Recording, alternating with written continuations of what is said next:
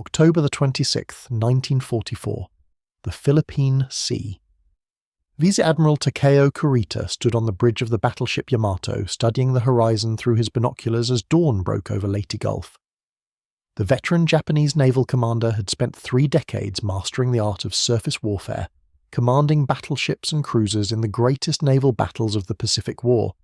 He understood the mathematics of big gun combat, the geometry of torpedo attacks, the tactics of night fighting.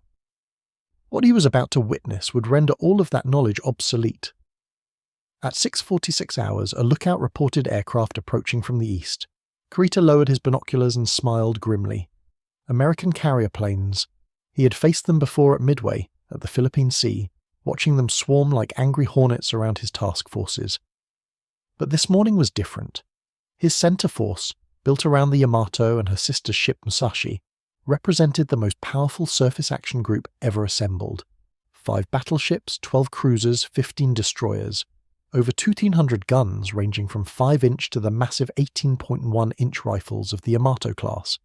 Against this steel armada, the Americans had sent 6 escort carriers, small converted merchant ships the Japanese called baby flat tops, mockingly comparing them to real fleet carriers the way adults might humour children playing soldier. Each escort carrier displaced barely 10,000 tons, less than a third of Yamato's mass. They carried 28 aircraft each, compared to the 80 to 90 planes of fleet carriers. They had no armour to speak of, thin steel hulls designed for cargo transport, not combat. Their top speed of 18 knots made them slower than any warship in Kurita's force. The Yamato alone could run them down like a wolf chasing sheep. What neither Kurita nor any Japanese naval officer understood in October 1944 was that they were looking at American industrial philosophy made manifest. Those baby flat tops represented something unprecedented in naval history. The United States had built 50 escort carriers in less than 3 years, transforming merchant hulls into functional warships at a rate of 1 every 3 weeks. Behind them stood the fleet carriers, 24 Essex-class ships being produced simultaneously in multiple shipyards, each one more capable than Japan's finest carriers, and behind those stood the construction capacity to replace losses faster than battles could inflict them. German naval leadership had made the same fatal miscalculation 2 years earlier. In 1942, Gross Admiral Erich Raeder, Commander-in-Chief of the Kriegsmarine, received intelligence reports about American carrier construction programs. His staff presented estimates showing the United States planned to build over 100 carriers of various types by 1945. Raeder laughed at the report and filed it away as obvious Allied propaganda. No nation could possibly build carriers at such a rate, he told his staff. The Americans clearly hoped to intimidate us with fantasy numbers. The British needed 4 years to build a single fleet carrier. The Japanese take 3 years. These Americans claim they can build functional carriers in months. Impossible. It requires specialized shipyards, trained workers, complex machinery. You cannot simply manufacture aircraft carriers like automobiles. What Raeder didn't understand, what the entire German naval establishment failed to grasp, was that Americans had spent the previous decade learning exactly how to manufacture complex machines like automobiles.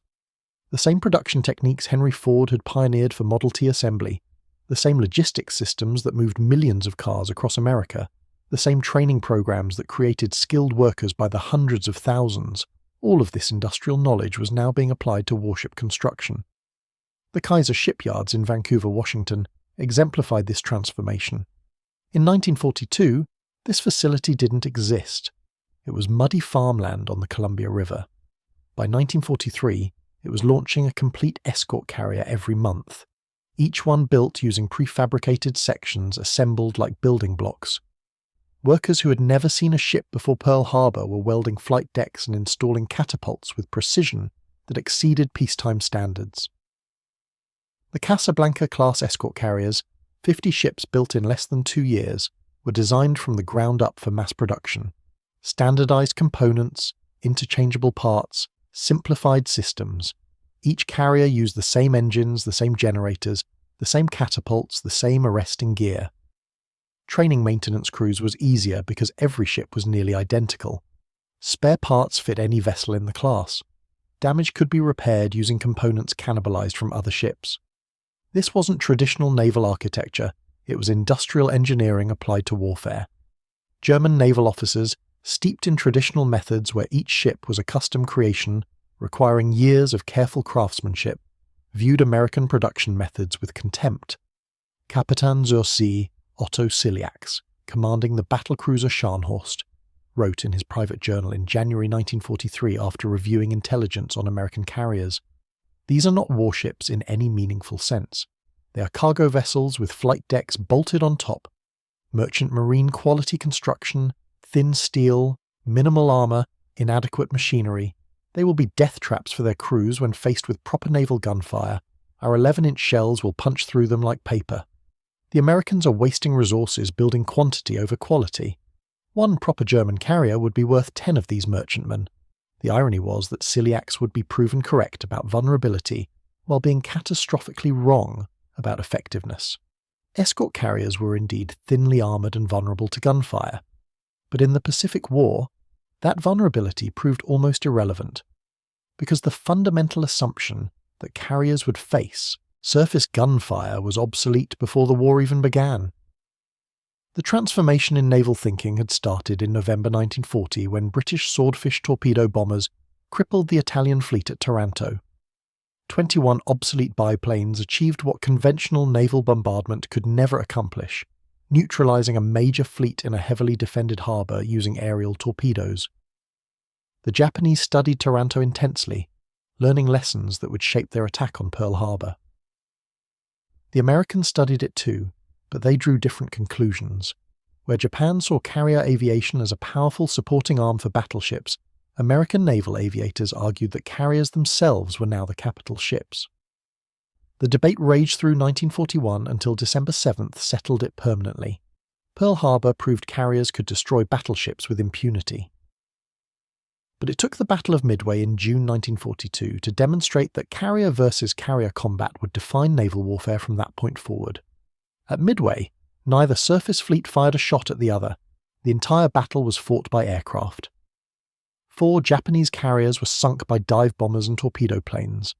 American battleships, the supposed kings of naval combat, sat uselessly in harbour while carriers decided the Pacific War's outcome.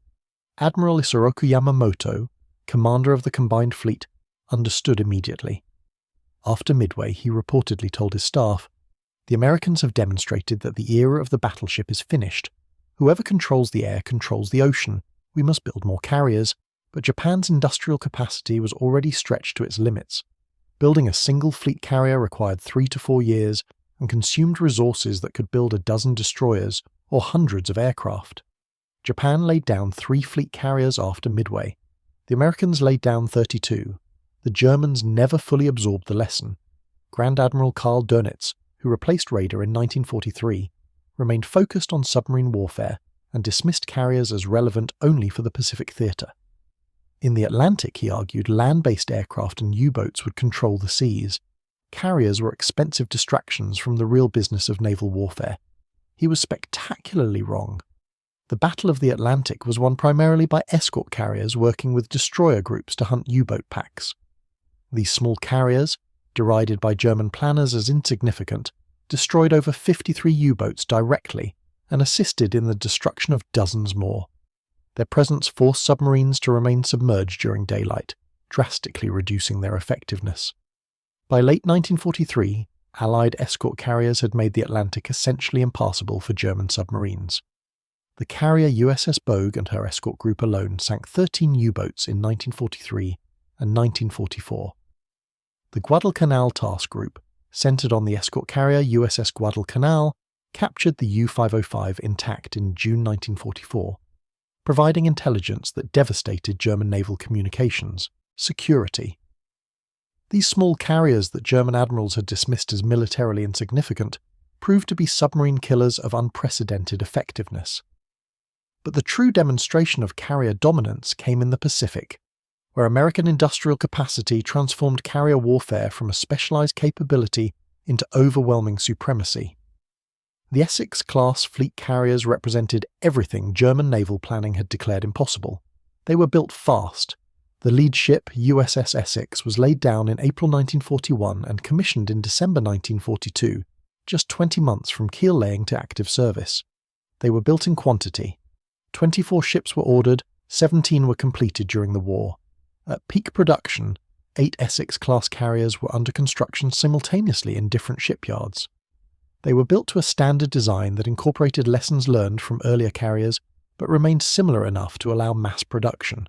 Each carrier displaced 27,000 tons, carried 90 to 100 aircraft, could make 33 knots, and was protected by extensive compartmentalization and damage control systems that made them incredibly difficult to sink.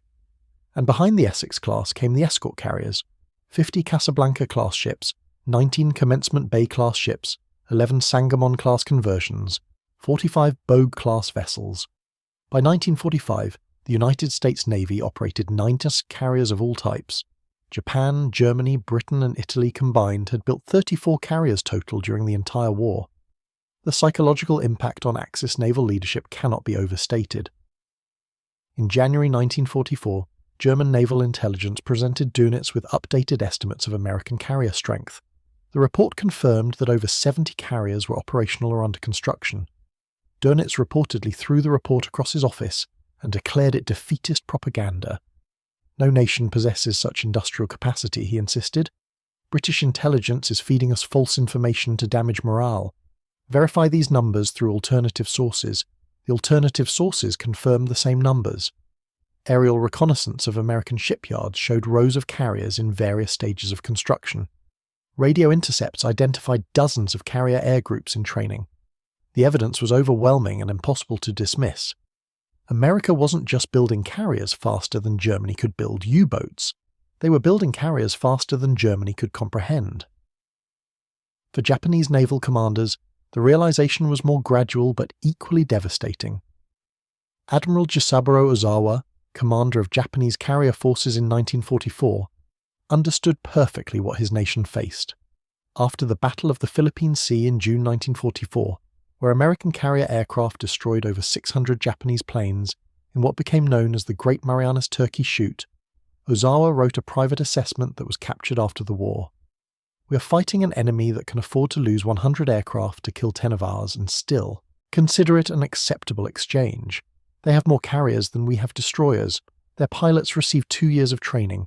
Ours now receive 6 months if they're fortunate. Their aircraft are replaced faster than we can destroy them. This is not a war we can win through superior tactics or courage.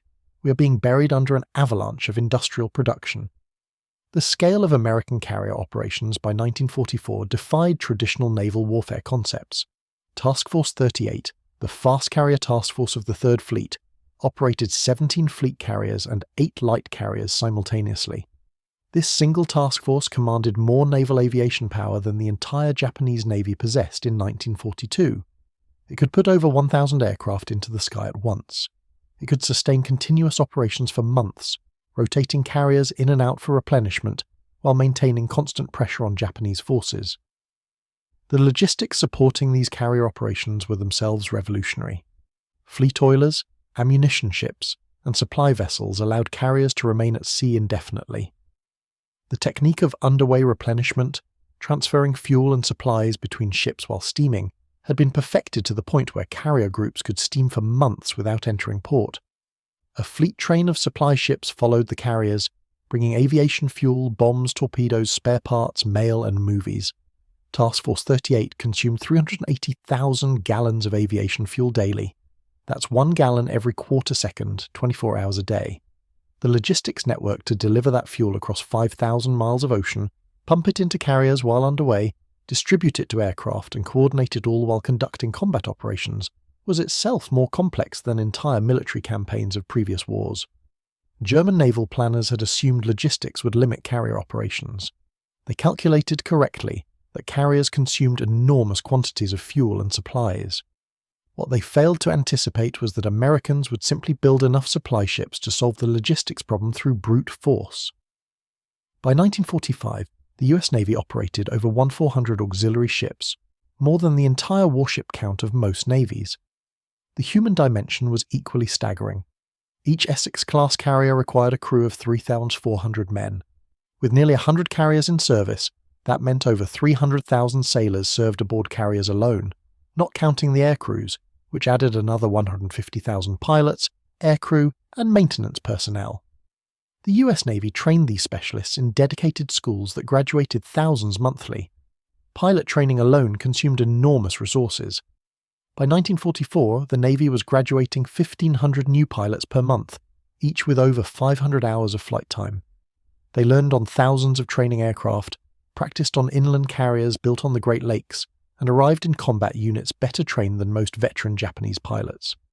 The Japanese training program, strangled by fuel, shortages and attrition, was graduating barely 100 pilots monthly by late 1944, each with less than 200 hours of training. The contrast in naval aviation quality was stark. American carrier pilots in 1944 were better trained, flew better aircraft, and benefited from superior tactics developed through systematic analysis of combat results. Gun camera footage was studied religiously. After action reports were compiled and distributed fleet-wide. Successful tactics were immediately incorporated into training. Losses were analysed to determine what went wrong and how to prevent similar casualties. This systematic approach to improvement, backed by enough resources to implement lessons learned, created a cycle of continuous enhancement that Japanese forces couldn't match. The aircraft themselves reflected American production philosophy.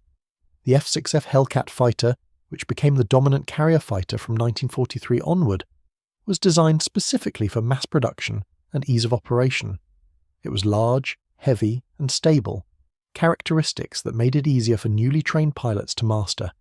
It was also faster, better armed, and more durable than the Japanese Zero. Grumman built 12,275 Hellcats between 1942 and 1945. Peak production hit 500 aircraft monthly. Each plane required 5,000 hours of labour to build, yet Grumman maintained quality control that kept mechanical failure rates below 2%. The manufacturing precision required to build complex aircraft at such rates while maintaining reliability was something Axis nations simply couldn't match.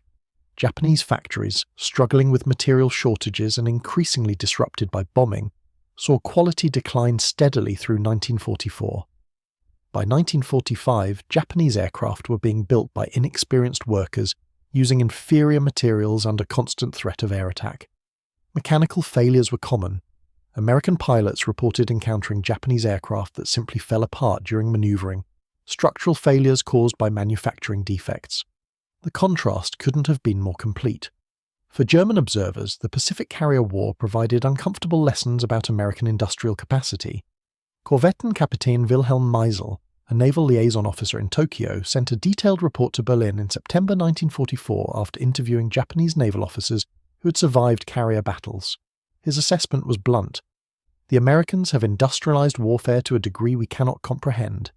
They build carriers the way we build trucks. They train pilots the way we train infantry.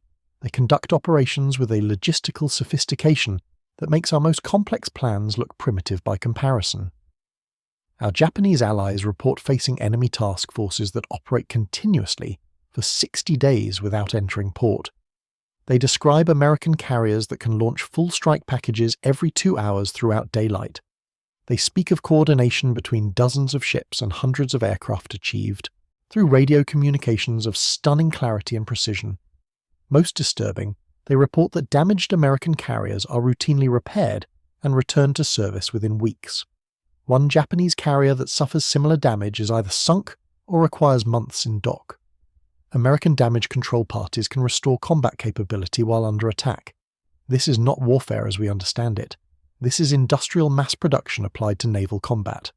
Meisel's report was filed and forgotten, dismissed as defeatist. But events would prove his assessment accurate. In March 1945, the carrier USS Franklin was hit by 2 550-pound bombs while operating off Japan. The bombs penetrated the flight deck and exploded among armed aircraft being prepared for launch. The resulting fires killed 724 men and wounded 265 more. The ship took a 13-degree list, lost all power, and was dead in the water 50 miles from the Japanese coast. Every traditional naval assessment would have written off the Franklin as a total loss. But American damage control doctrine emphasized saving ships that conventional wisdom declared doomed. For 3 hours, the crew fought fires, flooded magazines to prevent ammunition explosions, restored power, and got the ship underway. The cruiser Pittsburgh took Franklin under tow, and the carrier limped away at 3 knots. By that evening, speed was up to 15 knots under her own power. She made it to Pearl Harbor, then continued to New York for repairs. The Franklin returned to service in 1945, though too late for further combat operations. A less well-designed ship would have sunk. A less well-trained crew would have abandoned her. American carriers combined robust design with intensive damage control training to create ships that were extraordinarily hard to kill. Japanese carriers, by contrast, proved tragically vulnerable. Design philosophies that emphasized attack capability over defensive systems left them prone to catastrophic damage. At the Battle of Midway, all 4 Japanese carriers were destroyed by dive bomber attacks that started fires among fueled and armed aircraft on the hangar decks. The fires spread uncontrollably, detonated munitions, and caused explosions that gutted the ships. Similar vulnerabilities plagued Japanese carriers throughout the war. At the Battle of the Philippine Sea, the carrier Taiho, Japan's newest and most heavily armoured carrier, was hit by a single torpedo from the submarine USS Albacore. The torpedo ruptured aviation fuel tanks, flooding the hangar deck with gasoline fumes. Damage control parties, lacking proper training and equipment, attempted to ventilate the fumes by running the ship's ventilation system full blast. This spread the fumes throughout the ship rather than venting them overboard. 6 hours after the torpedo hit, the accumulated fumes exploded, blowing the flight deck off the ship and breaking her back. Taiho sank with Vianthy 650 men. American submarines proved another unexpected carrier killer. The Japanese Navy had dismissed submarines as incapable of effectively engaging fast-moving carriers. But American submarines, equipped with improved torpedoes and radar, proved deadly carrier hunters. USS Archerfish sank the carrier Shinano, the world's largest carrier at 72,000 tons, with 4 torpedo hits in November 1944. USS Kavala sank the fleet carrier Shokaku at the Philippine Sea. The submarine Albacore crippled Taiho. For every carrier sunk by American submarines, the psychological impact on Japanese naval operations was immense. Carriers began requiring extensive submarine screens, tying up destroyers that were desperately needed elsewhere. Carrier operations became constrained by submarine threats, limiting their effectiveness even when they weren't directly attacked. Meanwhile, American carriers operated with relative freedom, knowing Japanese submarine doctrine emphasized targeting cargo ships over warships, and that Japanese submarines lacked the fire control technology to effectively engage fast-moving carriers even if they wanted to.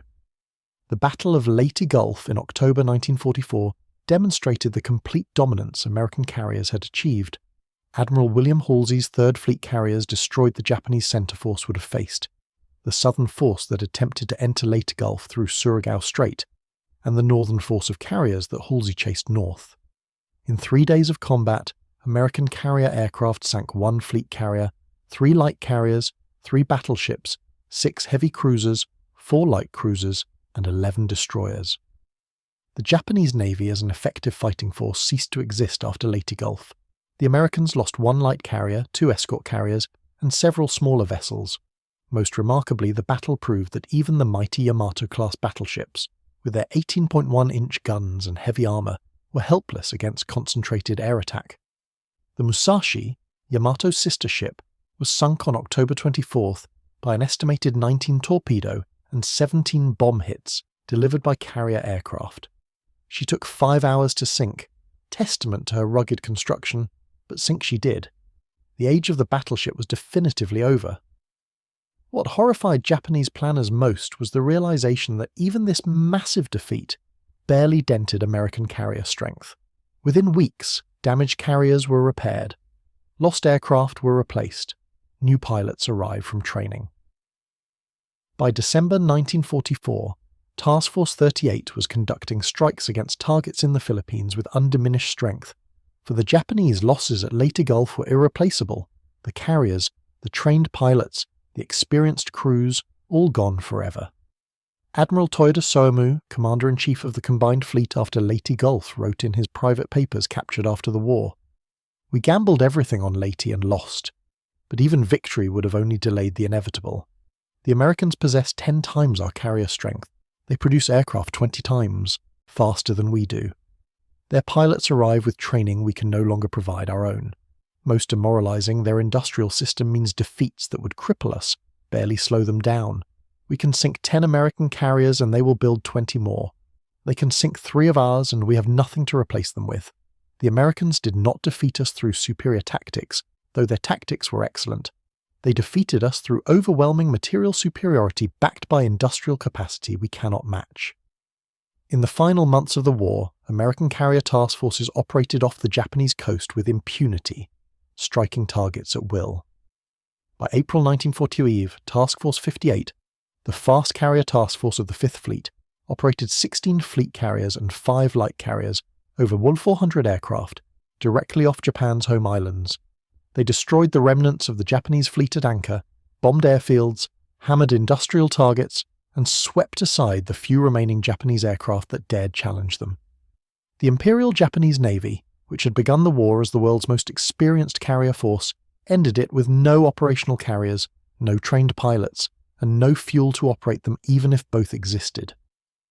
The final sortie of the battleship Yamato in April 1945 symbolized the complete collapse of Japanese naval power.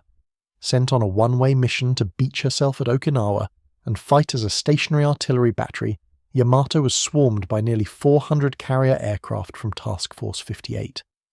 She was hit by at least 11 torpedoes and 6 bombs and capsized in less than 2 hours, taking 2,475 men to the bottom.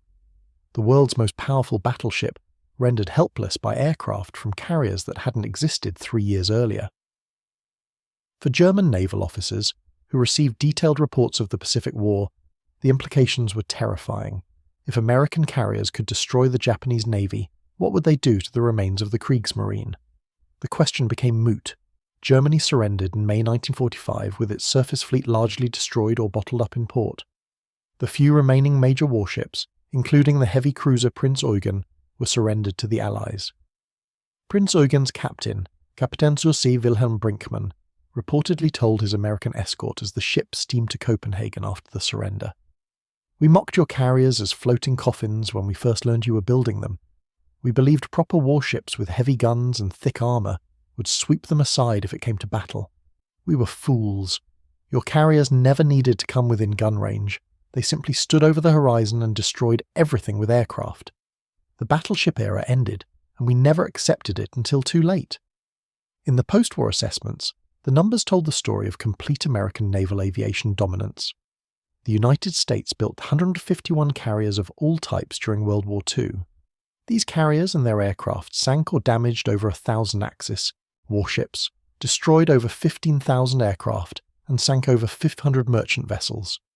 American carrier losses totaled 12 ships, most to kamikaze attacks that only proved effective because Japan had run out of trained pilots capable of conventional attacks. The kill ratio was staggering. For every American carrier lost, Axis nations lost over 80 major warships. For every American carrier aircraft lost, Axis forces lost more than 20 aircraft. American carriers survived battles that would have sunk traditionally designed warships and returned to service after damage that would have scrapped vessels built by other nations. The secret wasn't a particular weapon or tactic. It was the systematic application of American industrial capacity to the problem of naval warfare. Mass production techniques created carriers faster than battles could sink them. Standardized training produced pilots faster than combat could kill them. Robust logistics kept carrier groups supplied indefinitely. Comprehensive damage control saved ships that other navies would have lost. Superior aircraft design delivered performance that overwhelmed opponents. And behind everything, an industrial base so vast that it could fight wars in 2 oceans simultaneously while still increasing production every year. Admiral Matome Ugaki, Chief of Staff to Admiral Yamamoto and later commander of the 5th Air Fleet, wrote in his diary on August 15, 1945, the day of Japan's surrender, "We began this war believing we could defeat the Americans through superior spirit and tactical skill. We believed their industrial might could be neutralized through aggressive action and that their will to fight would crumble under heavy losses. We were wrong about everything. American industrial production was not a weakness we could exploit. It was an overwhelming strength we could not overcome. Their carriers, which we viewed with contempt, proved to be the decisive weapons of the naval war. Our battleships, which we treasured, became floating targets. By 1944, American carriers controlled the Pacific absolutely. We could not move ships, could not resupply our garrisons, could not defend our home islands. The ocean belonged to them.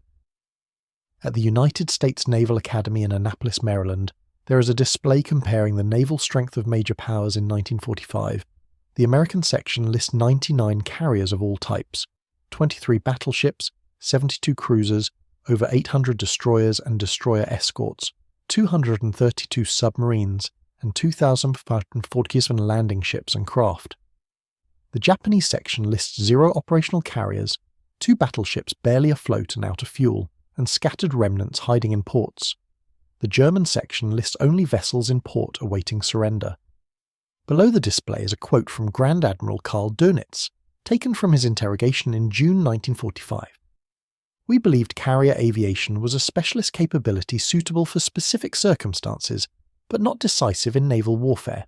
We believed American claims of production capacity were propaganda designed to intimidate us. We believed industrial quantity could not compensate for tactical quality and experience. On all 3 points, we were catastrophically mistaken. American carriers proved decisive in every theatre they operated. Their production capacity exceeded even their own claims, and their combination of quantity and quality overwhelmed our forces completely. I commanded the Kriegsmarine for the final 2 years of the war. In that time, I learned that modern naval warfare is determined not by the quality of individual ships, but by the industrial capacity to build, supply, and replace entire fleets. Germany never possessed such capacity. America did. That difference determined the outcome. The carrier transition represented more than just a change in tactics or technology. It represented a fundamental shift in how nations approached warfare. For centuries, naval power had been built ship by ship over decades. Fleets were carefully husbanded, major vessels were nearly irreplaceable, and naval construction was a specialized art practiced in a few dedicated shipyards by craftsmen who learned their trade over years. America industrialized the entire process. Carriers were designed like products, engineered for production rather than individual perfection. Construction was systematized using prefabricated components and assembly line techniques. Workers were trained in weeks to perform specialized tasks rather than years to master shipbuilding. Quality control was maintained through inspection and testing, rather than relying on craftsman skill. The result was a carrier force that grew exponentially while maintaining capability that met or exceeded traditional construction methods. A Casablanca-class escort carrier built in 3 months at a brand new shipyard by workers with minimal experience proved just as capable, sometimes more so than carriers that took 2 years to build using traditional methods. The lesson was clear but bitter for naval powers that had spent centuries developing traditional shipbuilding excellence. In modern industrial war, the nation that could apply mass production techniques to military equipment would overwhelm opponents who relied on traditional methods, regardless of tactical skill or fighting spirit. German admirals mocked American carriers as merchant conversions unworthy of the name warship. Japanese admirals dismissed American industrial claims as propaganda. Both nations paid for their contempt with the complete destruction of their naval forces. By August 1945, the ocean did indeed belong to America. Not through centuries of naval tradition, not through superior seamanship or tactical brilliance, but through the ruthless application of industrial mass production to the problem of projecting power across the world's oceans. The carriers that Axis admirals had mocked as impossible to build in such numbers, as too weak to survive real combat, as inferior to traditional warships, had proven to be the most decisive naval weapons in history. The thunder had spoken, and the ocean would never be the same. The technological superiority embedded in American carrier operations extended far beyond simple numbers.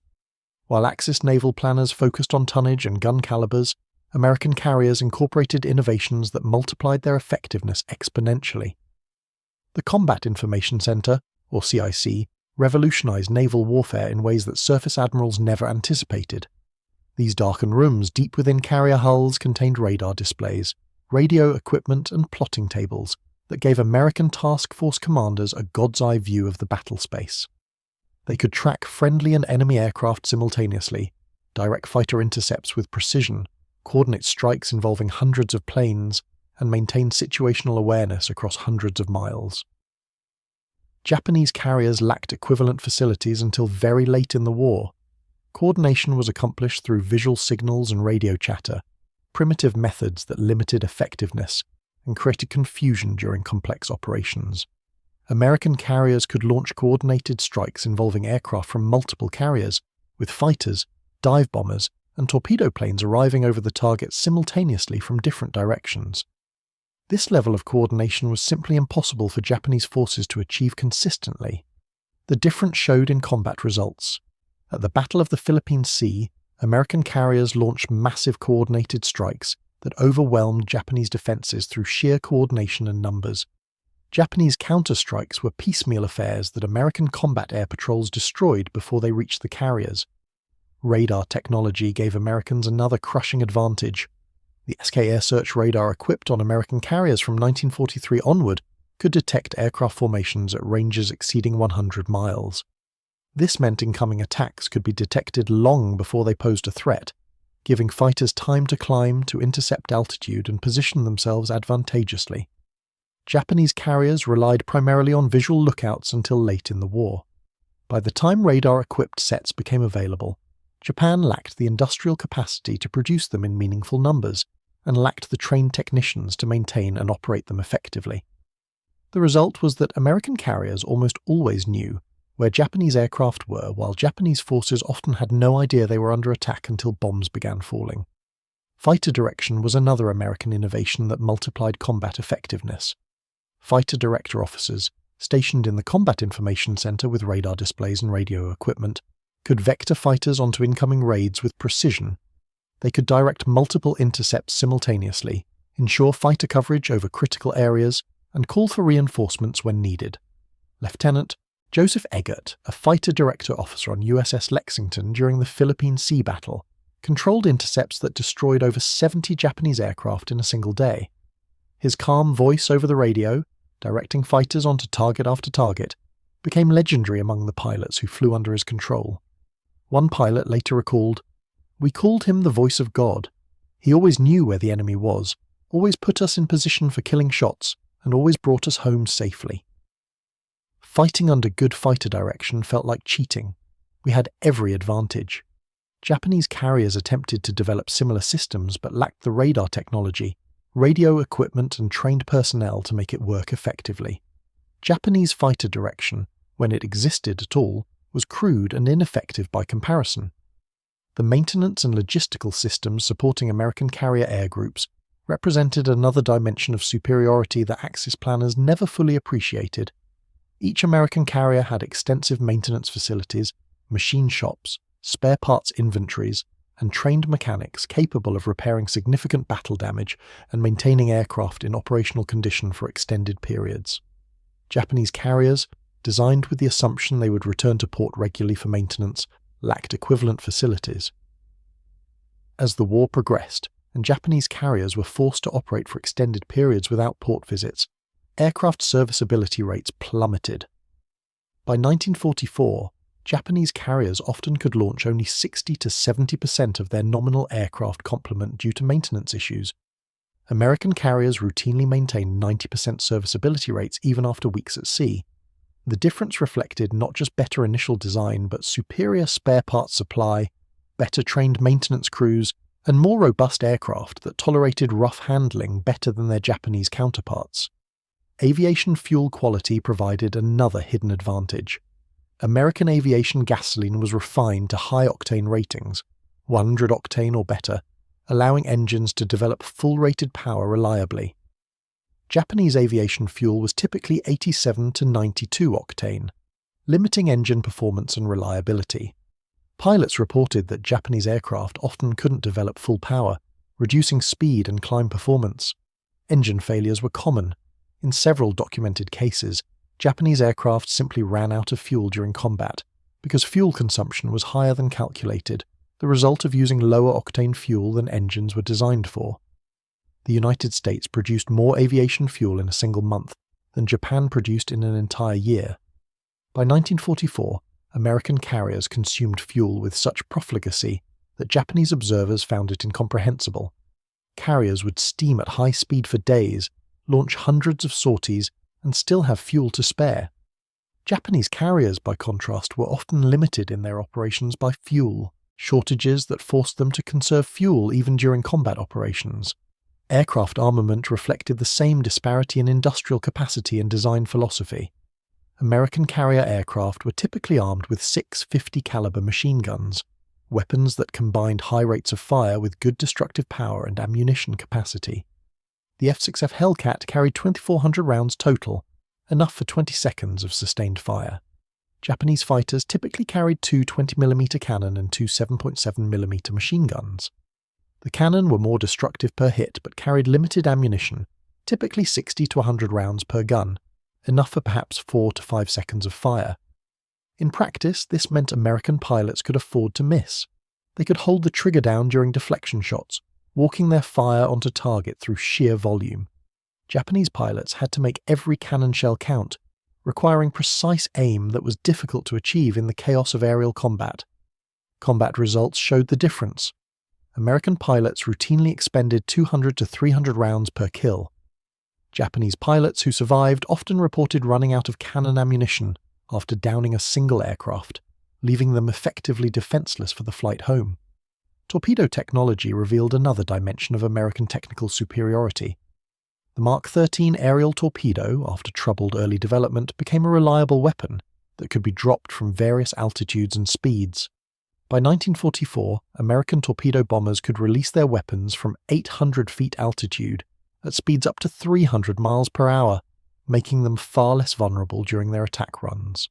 Japanese aerial torpedoes required low altitude, low-speed drops that left attackers vulnerable to defensive fire for extended periods. American torpedo bombers survived their attack runs at rates 3 times higher than Japanese torpedo aircraft. The cumulative effect of all these advantages — radar detection, fighter direction, better aircraft, superior logistics, higher quality fuel, more reliable weapons — created a combat effectiveness differential that went far beyond simple numerical superiority. An American carrier air group with 80 aircraft was not twice as effective as a Japanese air group with 40 aircraft. It was 5 to 10 times as effective when all factors were considered. Admiral Ali Burke, who served as Chief of Staff to Task Force 58, calculated after the war that by 1944, a single American carrier task group had combat power equivalent to the entire Japanese carrier force of 1942. Not because American ships were better individually, though they were, but because the cumulative effect of superior systems, technology, training and logistics multiplied effectiveness to extraordinary levels. The kamikaze attacks that began in October 1944 represented Japan's acknowledgement that conventional carrier operations were no longer viable. When Vice Admiral Takejiro Onishi proposed using suicide tactics, he explicitly framed it as the only remaining option. "We no longer have pilots skilled enough to hit targets conventionally," he told his staff. "We no longer have aircraft reliable enough to ensure survival. We no longer have the logistical capacity to recover and reuse our forces. Therefore, we must use each aircraft and pilot once, in a manner that guarantees hitting the target." The logic was sound in a horrifying way. A kamikaze attack required minimal skill. Point the aircraft at the target and keep it pointed there until impact. Training time could be cut to weeks instead of years. Mechanical reliability mattered less when the aircraft only needed to fly once, and the psychological impact on American sailors was significant. But even kamikaze attacks, which sank more American carriers than conventional attacks did in the final year of the war, couldn't overcome the fundamental disparity. The escort carriers USS St. Lo, Omine Bay, and Bismarck Sea were sunk by kamikazes. Several fleet carriers were damaged, some severely, but damaged carriers were repaired. Sunk escort carriers were replaced. The tempo of American operations barely slowed. Japan was expending aircraft and pilots at suicidal rates and achieving tactical results that would have been devastating to any other navy. But against American industrial capacity, even successful kamikaze attacks were merely attrition. Expensive attrition that cost far more than it inflicted. The United States built new escort carriers faster than kamikazes could sink them. The arithmetic was inexorable. Captain Rikihei Inoguchi, who served on Admiral Onishi's staff and helped plan the kamikaze campaign, wrote after the war, "We knew the special attack tactics could not win the war. Even if every kamikaze hit its target, America could replace losses faster than we could build aircraft. but we hoped to inflict enough casualties to make the Americans negotiate peace rather than invade Japan. We understood we were losing. We hoped to lose less catastrophically. By the time of Japan's surrender, American carrier power had grown to surreal proportions. Task Force 38 operated more carriers than existed in the entire world at the war's beginning. Over 40,000 aircraft were assigned to naval aviation.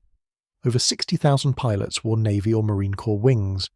The logistical network supporting these forces consumed resources that would have sustained entire nations. Each day of carrier operations required 380,000 gallons of aviation fuel, 30,000 gallons of lubricating oil, 15 tons of ammunition, 200 tons of food for the crews, 50 tons of spare parts, and countless other supplies, all delivered to ships operating thousands of miles from the nearest American port. The supply organization that made this possible was itself larger than most wartime militaries. Over 1,000 ships were assigned to service and supply duties, bringing everything from bombs to movies to mail to the fleet. Floating dry docks allowed battle-damaged ships to be repaired at forward bases without returning to the United States. Mobile hospitals treated wounded sailors and put them back into service within weeks. The fleet train, as this logistical armada was called, represented American industrial philosophy at its most overwhelming. Every problem could be solved by applying enough resources. Damaged carriers needed repair, build floating dry docks and send them forward. Crews needed rest, build recreation facilities on Pacific Islands and rotate crews through them. Aircraft needed maintenance, build tenders equipped with machine shops and send them to forward bases. The Japanese had no equivalent capabilities. Damaged ships had to steam back to Japan for repairs, often requiring weeks of transit through submarine-infested waters. Crews remained at sea until exhausted because no rest facilities existed. Aircraft that needed depot-level maintenance were often simply abandoned as unfixable in forward areas. The contrast in strategic mobility was equally stark.